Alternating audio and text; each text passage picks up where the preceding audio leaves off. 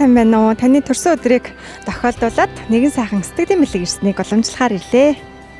Дэлхэ багаас тэрсхэн өсөлөөж дэрэгдэн хөтөлсөн сайхан ах минь Зулайг минь гიშгэр төрсөн ахтай байх сайхан зулцган мочиг нахиалсан цугтаа өссөнд баярлаа.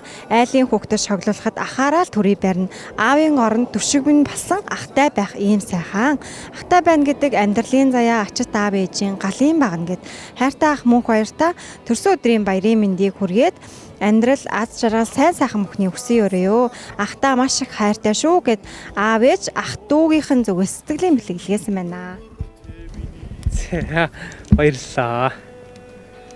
Гинтийн байдалд орчин да. Гинтийн бэлэг авсан сэтгэлээсээ хаваалцгаая та. Бэлэг авсаад сэтгэл өндөр л энэ да. Өнөөдөр төрсөн өдөр гэдэг хажуугаар нөгөө ажил ихтэй гээд адуу мал гээд жоохон ажилтай л өвчсөн. Тэг юу хэлээ л гэж бодсон. Аав ээж нь ер нь ямар хүн бэ? Аав ээж хаа тухай ярихгүй. За манай аавыг болохоор Төмөрбаатар гэдэг, ээжийг Азаа гэдэг Дорд аймгийн Чоолсон сумын хараатай.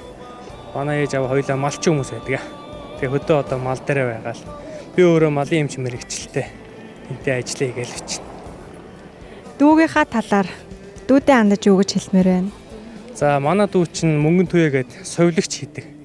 Ер нь бол тэгээ дүүдээ хандаж хэлэхэд гол нь эрүүл байгаад урт удаан наслаад ээж аавынхаа ачуу хариулаад үлгэр дуурайл хүн байгаараа л гэж хэлээ та.